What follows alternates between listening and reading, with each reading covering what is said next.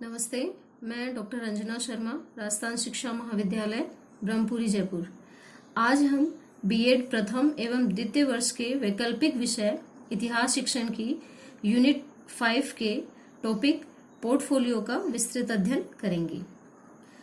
वर्तमान शिक्षा व्यवस्था में हो रहे सुधारों में एक प्रमुख सुधार आकलन एवं मूल्यांकन के क्षेत्र में भी देखा जा सकता है। जहां पहले सांविधिक मूल्यांकन व केवल शैक्षिक पक्षों के आकलन पर ही बल दिया जाता था, वहीं आज नई संकल्पना सतत एवं व्यापक मूल्यांकन, जिसे हम सीसीई के नाम से जानते हैं, पर जोर दिया जा रहा है। इस प्रक्रिया में विद्यार्थी पोर्टफोलियो का विशेष स्थान रहा है, इसीलिए हमारे शिक्षण विषय के अंतर्गत इसको स्थान दिया गया है। अधिगमकर्ता का पोर्टफोलियो या लर्नर्स पोर्टफोलियो। सर्वप्रथम हम इसका अर्थ देखते हैं। इसके अर्थ में हम देख रहे हैं कि विद्यार्थियों द्वारा संपन्न कार्यों का उद्देश्यपूर्ण व्यवस्थित संकलन, जो विद्यार्थी के उत्तम प्रयासों को दर्शाता है, छात्र पोर्टफोलियो कहलाता है। यहाँ पर पुनः हम शिक्षण की तरह उद्देश्यपूर्ण व्यवहार की बात कर रहे हैं, यानी उद्देश्यपूर्ण व्यवस्थित संकलन, बालक के वर्ष भर के कार्यों का ऐसा संकलन जो व्यवस्थित भी है एवं उद्देश्यपूर्ण है, और विद्यार्थियों के जिसमें उत्तम प्रयास को वो दर्शा रहा है, उन सब का जो संकलन है उसको छात्र पोर्टफोलियो का नाम दिया गया है। सामान्य रूप से जिस तरह का इसका स्वरूप होता है, उस रूप में अगर हम पोर्टफोलियो को समझने का प्रयास करें तो यह एक फाइल, पॉकेट और बैग आदि के आकार का होता है, जिसके अंतर्गत छात्रवार, कक्षावार एवं वर्षवार छात्र विवरण होता है। अर्थात जो पोर्टफोलियो बनाया जाता है, उस पोर्टफोलियो में जो विवरण होता है या संकलन होता है, वो छात्रों के अनुसार या कक्षा, एक पर्टिकुलर किसी कक्षा के अनुसार या पूरे वर्ष भर के अनुसार किए गए विद्यालयी गतिविधियों एवं क्रियाकलापों को इसके अंतर्गत लिया जाता है, जो छात्रों पर केंद्रित होता है। अब छात्र पोर्टफोलियो या अधिगमकर्ता का पोर्टफोलियो क्यों बनाना आवश्यक है, यह जानना भी अति आवश्यक है। इसकी आवश्यकता में हम देखते हैं कि सतत एवं व्यापक मूल्यांकन हेतु, क्योंकि हमने अभी प्रारंभ में जिक्र किया है कि आज के समय में मूल्यांकन का जो तरीका है वो सीसीई पैटर्न पर लागू किया जा रहा है, जिसमें सतत एवं व्यापक मूल्यांकन की बात कही गई है। अर्थात यहाँ कहा गया है कि विद्यार्थी का वर्ष में एक बार या वर्ष के अंत में मूल्यांकन न करके वर्ष भर उसका सतत मूल्यांकन किया जाए, कंटिन्यूअस और कॉम्प्रिहेंसिव उसका इवेल्युएशन किया जाए, जिससे कि वर्ष भर में उसके क्रियाकलापों के आधार पर हम निष्कर्ष निकाल सकें कि उसकी उपलब्धि किस प्रकार की है। अतः यह पोर्टफोलियो के द्वारा ही संभव हो सकता है। दूसरी इसकी आवश्यकता है बहुआयामी विकास के आकलन हेतु। हम मूल्यांकन की बात सिर्फ लिखित एवं मौखिक परीक्षाओं के माध्यम से ना करके, बल्कि आज के संदर्भ में बालक के बहुआयामी, उसके सभी मल्टी डायमेंशनल जो पॉइंट्स हैं या डेवलपमेंट उसका हुआ है, उनको ध्यान में रखते हुए उसका असेसमेंट करना जरूरी है, और इसके लिए पोर्टफोलियो आवश्यक हो जाता है। इसके अतिरिक्त बालकों की समस्याओं, आवश्यकताओं एवं क्षमताओं को समझने हेतु भी पोर्टफोलियो की आवश्यकता होती है, क्योंकि पोर्टफोलियो में हम वर्ष भर के बालक की उन गतिविधियों का संग्रह या संकलन करते हैं जो उसकी रुचियों के अनुसार होती है, उसकी क्षमताओं के अनुसार होती है, तथा जिसके आधार पे बालक की समस्याओं की जानकारी भी हमें मिलती है। तो बालकों की समस्याओं को जानने के लिए, उसकी उस विषय को लेकर, पर्टिकुलर किसी विषय को लेकर क्या आवश्यकताएं हैं, ये जानने के लिए, और किसी विषय के प्रति उसकी रुचि और क्षमताएं क्या है, इसको एक अध्यापक को समझने के लिए पोर्टफोलियो की आवश्यकता होती है। और अंत में उपचारात्मक शिक्षण प्रदान करने हेतु भी पोर्टफोलियो एक सहायक का कार्य करता है, यानी समस्याओं को जानने के पश्चात उपचार किस तरह का देना है, शिक्षण हमें उपचारात्मक शिक्षण किस प्रकार का करवाना चाहिए, इसमें भी पोर्टफोलियो हमारी मदद कर सकता है। इसलिए उपचारात्मक शिक्षण में भी इसकी आवश्यकता महती रूप से महसूस होती है। पोर्टफोलियो की आवश्यकताओं के पश्चात अब हम इसकी विशेषताओं को देखते हैं। यह विद्यार्थी के विकास का प्रतिदर्श है। पूरे वर्ष भर के विद्यार्थी के कार्यों का इसमें वर्णन होता है, संकलन होता है, ये इसलिए यह उसका एक डेटा, एक सैंपल के रूप में होता है। यह वर्तमान उपलब्धि स्तर की गत वर्षों की से तुलना का प्रदर्शन है। यानी विद्यार्थी वर्तमान में जो अचीवमेंट पा रहा है या अचीव कर रहा है, उसका कंपैरिजन अगर गत वर्षों के साथ किया जाए तो उसका प्रदर्शन या उसकी पूर्ति हमें पोर्टफोलियो के द्वारा प्राप्त होती है। क्यों? क्योंकि गत वर्ष का पोर्टफोलियो और इस वर्ष का पोर्टफोलियो बालक की उस उपलब्धि स्तर की तुलना को प्रदर्शित करने में सहायक बनता है। अगला है छात्रों की उपलब्धियों की गुणवत्ता का प्रदर्शन है। यह यानी पोर्टफोलियो जो उपलब्धियां छात्र वर्ष भर में प्राप्त कर रहा है, उसमें उसकी गुणवत्ता किस प्रकार की है, क्वालिटी है या नहीं, इम्प्रूवमेंट उसमें हो रहा है या नहीं, या बालक गत वर्ष की तरह ही कार्य कर रहा है, उसमें कुछ अचीवमेंट और अधिक कर पा रहा है या नहीं, इसका प्रदर्शन पोर्टफोलियो करता है। यह विद्यार्थियों की प्राकृतिक प्रवृत्तियों को दर्शाता है। प्राकृतिक प्रवृत्तियों से यहाँ तात्पर्य उसकी वो क्षमताएं, रुचियां हैं जो उसके अंदर नैसर्गिक रूप से है, तो उन चीजों को भी बालक की यह पोर्टफोलियो दर्शाता है। क्योंकि आगे भी हम तत्वों के रूप में इसका जिक्र करेंगे कि इसमें बालक के द्वारा वर्ष भर में की गई गतिविधियां, समुदाय में की गई उसकी गतिविधियां, उनके द्वारा उसको प्राप्त प्रमाण पत्र, खेलकूदों में उसका पार्टिसिपेशन, विद्यालय की को करिकुलर एक्टिविटीज में उसका पार्टिसिपेशन, कक्षा के अंदर रहते हुए किए गए उसके कार्य, ये सब उसके अंतर्गत आते हैं। तो उनका संकलन उस विद्यार्थी की उन अचीवमेंट्स को दर्शाता है। नेक्स्ट है छात्रों को अपने कौशल प्रदर्शन का अवसर प्रदान करता है। पोर्टफोलियो यह दर्शाता है कि बालक में किस तरह की स्किल है, उस स्किल का प्रदर्शन करने का अवसर पोर्टफोलियो देता है। और अंतिम है छात्रों की कक्षा, विषय, क्षमता, रुचि आदि के अनुरूप परिवर्तनशीलता।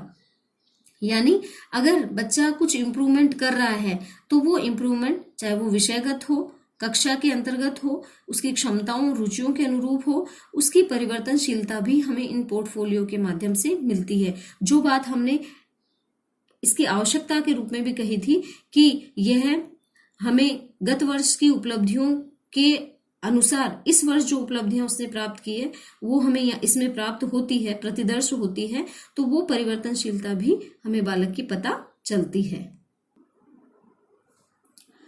पोर्टफोलियो में एक शिक्षक को कौन कौन से तत्वों को समाहित करना चाहिए, या पोर्टफोलियो के अंतर्गत हम कौन कौन सी चीजें विद्यार्थी के संदर्भ में ले सकते हैं, उनकी जानकारी भी एक शिक्षक को होनी चाहिए। तो वो सब चीजें एक प्रमुख तत्वों के रूप में हम देखेंगे। इसके अंतर्गत पूर्ण सत्रीय कार्य, विद्यार्थी का वर्ष भर का जो सत्रीय कार्य होता है वो, जनरल लेखन, बालक के द्वारा किए गए लेखन या आर्टिकल जो उसके द्वारा लिखे गए हैं, कहानी लिखी गई है, निबंध लिखा गया है वो। इसके अलावा विद्यार्थी अपने क्रियाकलाप या विषयगत जो जानकारी कक्षा में लेता है उसका भी लेखा जोखा लिखकर संकलित करता है, तो वो भी इसके अंतर्गत आता है। इसके अतिरिक्त कक्षा में या इससे बाहर हुई परिचर्चाओं पर चिंतन, अर्थात जो परिचर्चाएं, जो डिस्कशन, चाहे वो क्लासरूम में है या क्लासरूम से बाहर है, उसका संकलन भी इसके अंतर्गत आता है।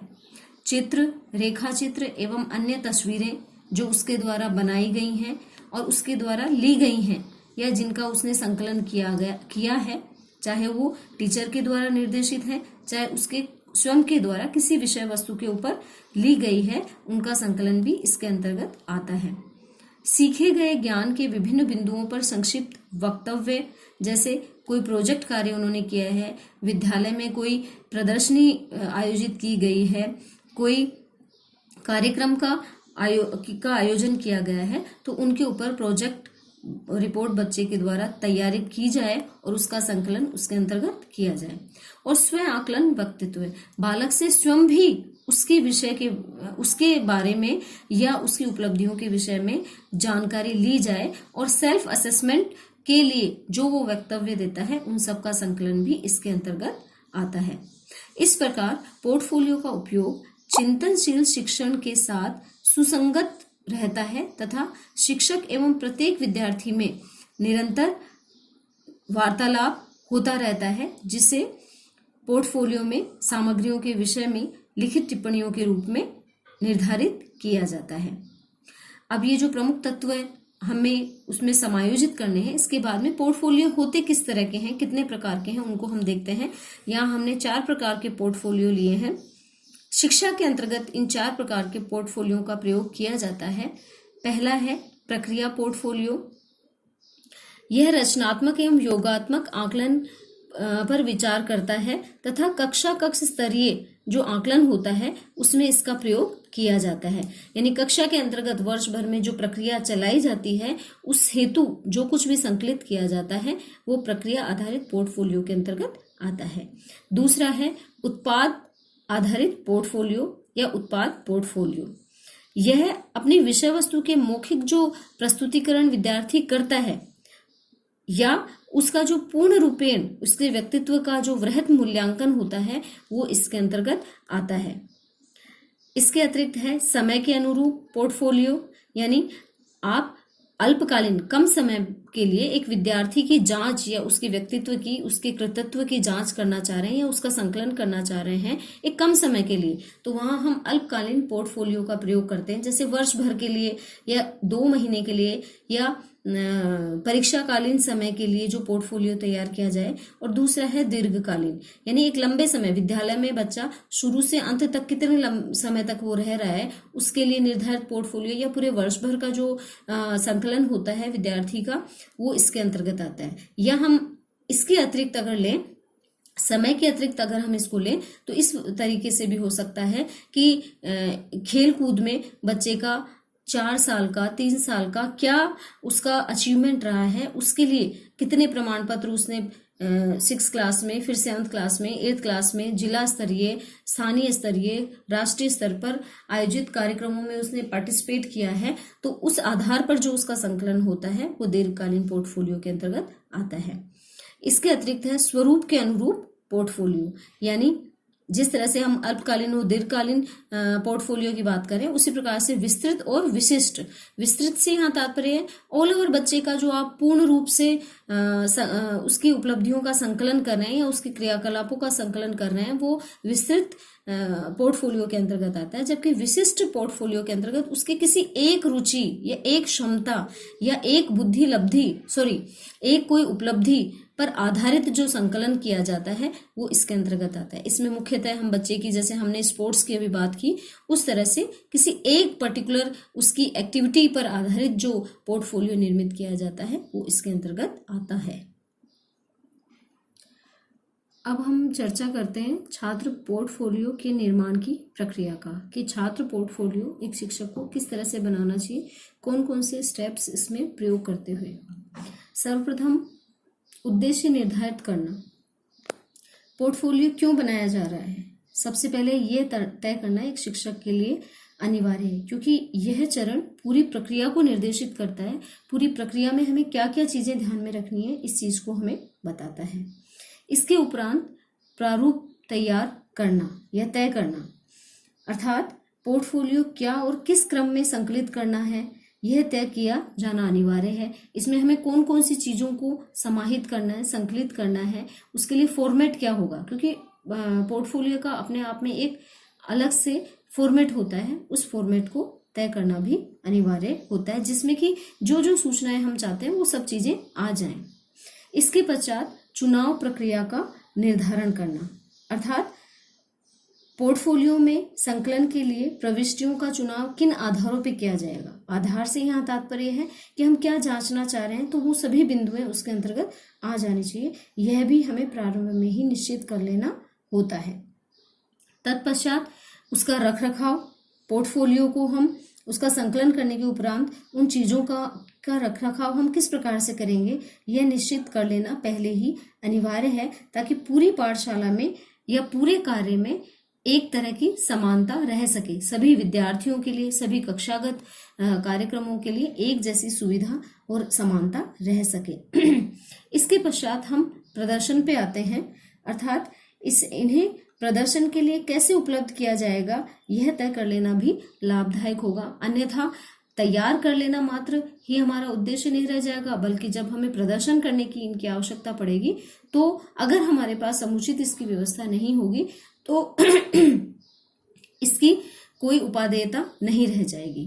तत्पश्चात हमें मूल्यांकन पे ध्यान देना होगा कि विद्यालय की उपलब्धियों के स्तर को पहचान कर और परिवर्तन और किस तरह के हमें सुधार करने हैं, मूल्यांकन की प्रक्रिया हमें किस प्रकार की अपनानी है, इन सब का हमें निर्धारण कर लेना है। और तत्पश्चात सुधार, अगर उसमें अभी भी कुछ सुधार की आवश्यकताएं हैं तो हमें इस ओर भी ध्यान देना होगा। अर्थात हम यहाँ बात करें सुधार से, यहाँ तात्पर्य उन सुझावों से है जो आगे के लिए भी अनिवार्य हैं। निर्माण प्रक्रिया की उपरोक्त सभी चरणों में विद्यार्थी की सहभागिता शिक्षक को अनिवार्य रूप से रखनी होती है, अन्यथा छात्र पोर्टफोलियो की सार्थकता स्थापित नहीं हो पाएगी। इस निर्माण प्रक्रिया के पश्चात हम देखते हैं कि छात्र पोर्टफोलियो का क्या महत्व है एक शिक्षण के अंतर्गत। यह शिक्षार्थी अधिगम को प्रोत्साहित एवं सहायता प्रदान करता है। ये बहुत ही अनिवार्य चीज है कि जब शिक्षार्थी अधिगम प्रक्रिया को चलाता है तो उस समय जब उसे पता है कि पोर्टफोलियो उसकी अचीवमेंट्स के लिए है तो वो उसे और अधिक सीखने के लिए प्रोत्साहित करता है एवं अभिप्रेरित करता है। विषय वस्तु के चयन में शिक्षार्थी की सहभागिता बढ़ती है। अधिगम के विषय में शिक्षार्थी का लिखित चिंतन बढ़ता है, क्योंकि पोर्टफोलियो में स्थान स्थान पे हम शिक्षार्थी द्वारा लिखे गए स्व मूल्यांकन स्व आकलन की चीज हमने बात पहले भी की थी, तो वो हम इसमें संकलित करते हैं, इसलिए लिखित चिंतन भी विद्यार्थी का इसमें बढ़ता है। विद्यार्थी का अन्य शिक्षार्थियों के साथ चिंतन से संबंधित संप्रेषण भी प्रभावी होता है और बढ़ता है, क्योंकि यहाँ विद्यार्थी आपस में एक दूसरे से संप्रेषित होकर अपने चिंतन स्तर को बढ़ाते हैं और उसी का संकलन पोर्टफोलियो के अंतर्गत किया जाता है। इसलिए संप्रेषण, लिखित चिंतन और छात्र सहभागिता, शिक्षार्थी की सहभागिता के रूप में ये काफी महत्वपूर्ण होता है जो अधिगम को प्रभावित करते हैं। अंत में हम छात्र पोर्टफोलियो बनाते समय किन किन सावधानियों का शिक्षक को ध्यान रखना चाहिए उनका जिक्र करते हैं।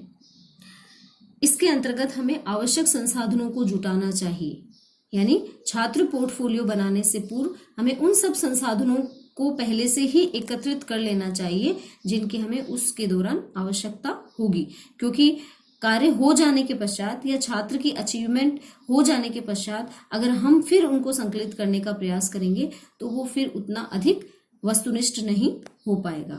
उपलब्ध संसाधनों का सदुपयोग, जो कुछ भी अचीवमेंट्स बच्चे के द्वारा हमने प्राप्त की है या उसने जो अपना प्रदर्शन निष्पत्तियां प्रदान की है उनका हमें पूर्ण रूप से सदुपयोग करना है, अन्यथा वो हमारा आकलन वस्तुनिष्ठ नहीं रह पाएगा। निर्धारित समय में कार्य पूर्ण करना, अन्यथा उसका कोई औचित्य नहीं रह पाएगा, क्योंकि मूल्यांकन के दौरान जो समय सीमा हम हर एक परीक्षण के दौरान निर्धारित करते हैं उसका अपना एक महत्व होता है। तो यहाँ पर भी निर्धारित समय का हमें पूर्ण रूप से ध्यान रखते हुए कार्य को पूर्ण करना होता है। रिकॉर्ड रखना एवं उनका रखरखाव करना, ये बात हमने इनके तत्वों में भी की थी कि जो रिकॉर्ड्स हम बच्चे के लिए बनाते हैं पोर्टफोलियो के द्वारा उनका सही रूप से संधारण हमें करते रहना चाहिए, अन्यथा अगर उनमें से एक भी रिकॉर्ड या चीजें इधर उधर होती है तो हम बच्चे का सही ढंग से मूल्यांकन या आकलन नहीं कर पाएंगे। अध्यापक द्वारा सतत जांच पोर्टफोलियो किसी एक दिन या एक महीने के द्वारा निर्धारित नहीं होता है, अतः अगर पोर्टफोलियो छात्र का हमें तैयार करना है, उसके आधार पर बच्चे का आकलन करना है, तो एक अध्यापक के लिए आवश्यक है कि वो उसकी सतत जांच भी करता रहे। जो सबसे महत्वपूर्ण चीज है वह है अभिभावकों का सहयोग, क्योंकि हमने देखा है शिक्षक तो इसमें पूर्ण रूप से सक्रिय रहेगा ही, लेकिन इसको और अधिक प्रभावी बनाने में अगर वो अभिभावकों का सहयोग लेता है और उनको भी इसकी जानकारी देता है तो ये और अधिक वस्तुनिष्ठ और प्रभावशील बन सकता है। और अंत में विद्यार्थी को रुचि एवं क्षमता अनुसार स्वतंत्रता प्रदान करना, बालक का आकलन, सतत मूल्यांकन एवं व्यापक मूल्यांकन तब तक संभव और प्रभावी नहीं हो सकता जब तक हम कार्य करने की स्वतंत्रता बालक को उसकी क्षमता अनुसार और उसकी रुचि अनुसार नहीं देंगे।